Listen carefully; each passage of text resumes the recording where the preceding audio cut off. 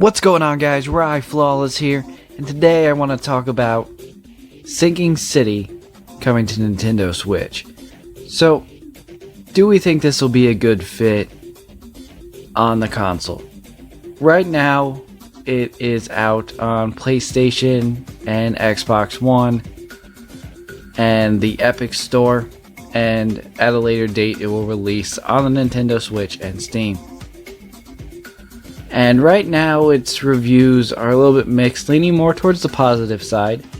I believe it was a 7.8 on IGN and a 63% on Metacritic. So you can see where the reviews are a little bit mixed there. But it is still leaning more towards the positive. And will this be a good fit on the Switch? Will handheld be something that maybe makes it a little bit better? Or is it something that will make this worse? Is this something that Nintendo fans should be excited for? So I have kind of mixed opinions on this particular game and it coming to the Switch. It's developed in the Unreal Engine, which particularly works well on the Switch. I think performance issues for the game will be very minimal. Obviously on the Switch it won't look quite as good graphically, but I don't think it'll be a huge downgrade. And do I think frame rate's going to be too much different? I honestly don't. I feel like this is a game that's probably capped at 30 frames per second anyways. So, and you can correct me on that if I'm wrong, but I don't think this is going to be a huge difference. As you can see though, it does have a very huge map. And you know, it's almost intimidating for a Switch game. As a Nintendo fan, I don't really expect these big open world games to be on Nintendo consoles, and I'll take a story-driven linear title any day of the week. Another thing is this has a skill tree, and I kind of have this love-hate kind of thing for skill trees because I don't necessarily like them, because I feel like I could commit to the wrong skills, things like that, and it's frustrating to me. I also, at least in a positive light, I really do like the character design. I think there's a lot of really cool characters in this that are very creatively designed, very much in the spirit of this Lovecraftian universe that they've developed. And so that part of the game I think is really awesome. And the developers went as far as to say that this particular story is in the canon of the Lovecraft universe. So anything that happened in the novels exists in this game. So this is their own story that's fit into the canon of the Lovecraft universe. So I think that's really cool, and I think it'll be really cool to see what characters from the novels appear and what they do with this universe as an original story. So there's a lot of things I think are really cool. There's a lot of really cool horror aspects, also some really tense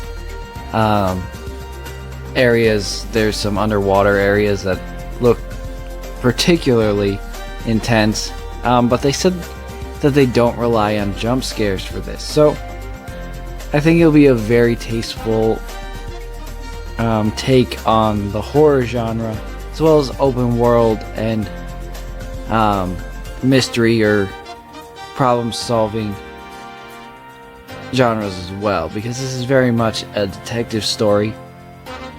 The developers have done Sherlock Holmes games, and I think can probably cover the mystery aspects pretty well.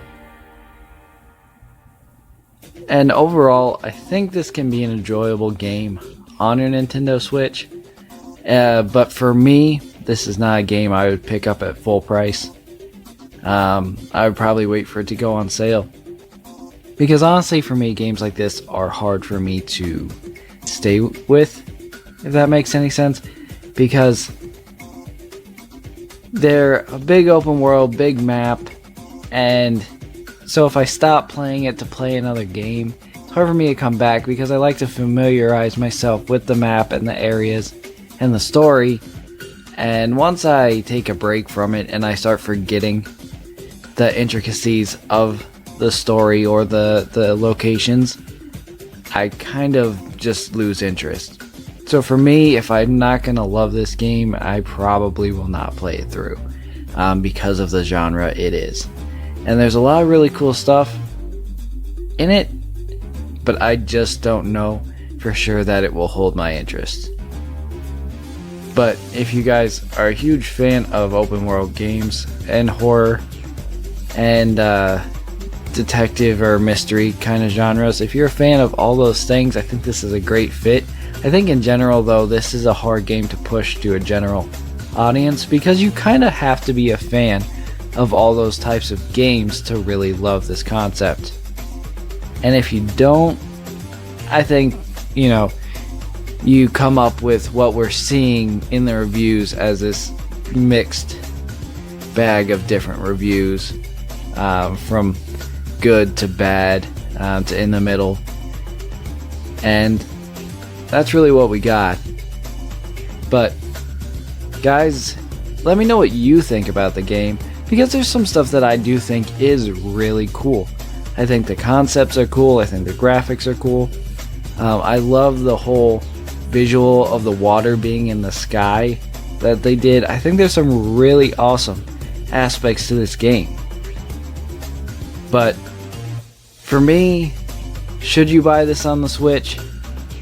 I would say only if you are a huge fan of the genres I mentioned prior, being open world and horror and mystery, because I imagine it has some of those point and click kind of puzzly aspects to it, and there is some crafting in it, but it's also not a heavily combat oriented game. From what I watched with IGN's coverage of the game with the developers, they said in most cases it's better to run from the monsters that you see than to engage in combat. So also, if you're looking for a heavily combat oriented game, this is not that either. So guys, I hope you enjoyed this. Thank you so much for watching. Please leave a like, subscribe, and leave a comment. Let me know what you thought about this game when you initially saw it. Let me know if you're excited to see it come to the Switch, or if you're enjoying it on another platform. And if you aren't enjoying it, what problems might you have with this game? Let me know. Let's get a discussion going in the comments. Thank you so much again. You're all flawless, and I'll see you next time. Bye. Super Nintendo, Sega Genesis. Super Nintendo, Sega Genesis.